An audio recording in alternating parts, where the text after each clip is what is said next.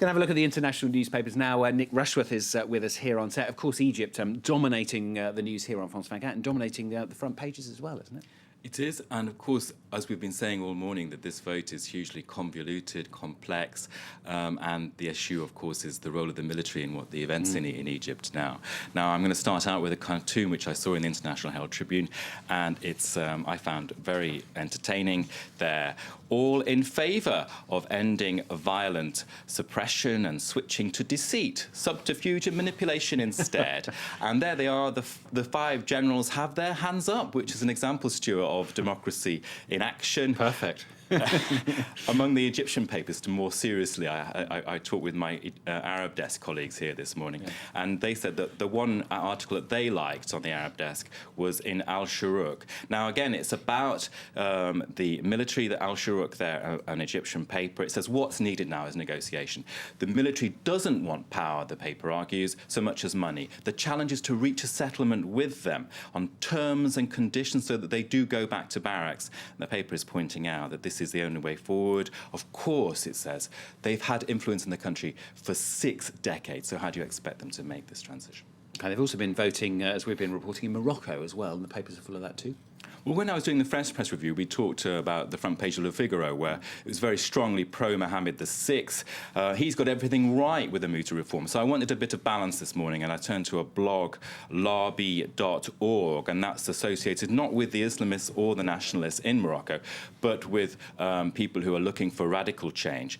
Now, that website there, the blog, is saying the headline, Les lieux des élections, the lure of elections. And it says the key thing in this vote, when we look at it in Morocco, was the low turnout. 7 out of 10 eligible voters didn't show up at all. That abstention rate is higher than in the 2 previous general elections.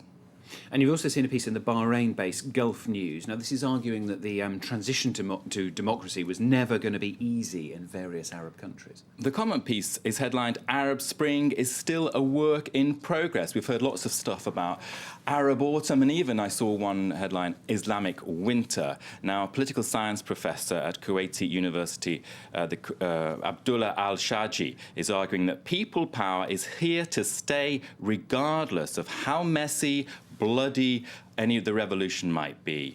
Now, he's pointing out, look, the Arab world has changed more in 12 months than it has in decades. So over to you, Stuart.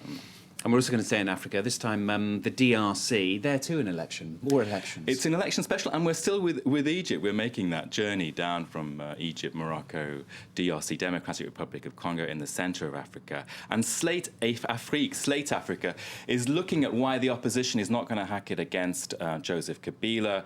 The headline there, Pourquoi l'opposition risque de se prendre une raclée, which is to get a thrashing, why the opposition will get a thrashing. And it's saying basically the move constitutionally to a one-round vote goes against them, and of course the opposition is hugely divided, 11 candidates for the presidency, and in the general election 19,000 candidates, so another whopping democracy in action there. And you're moving down the continent, aren't you? You started in Egypt, then Morocco, then DRC, now you're to South Africa. Well, South Africa is talking about a revolution, and we heard from our correspondent in Durban there about the climate conference in Durban. The Times of South Africa is leading with the word revolution, but not in the sense we know it recently. Revolution needed instead to save our planet.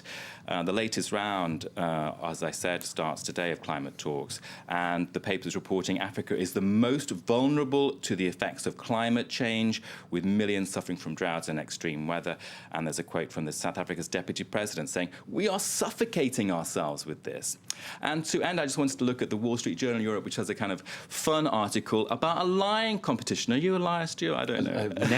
Never. You see, that sums it up. I said never. If you were a pub in the late street, would you go and lie? And that article there, it's worth reading. It's fun.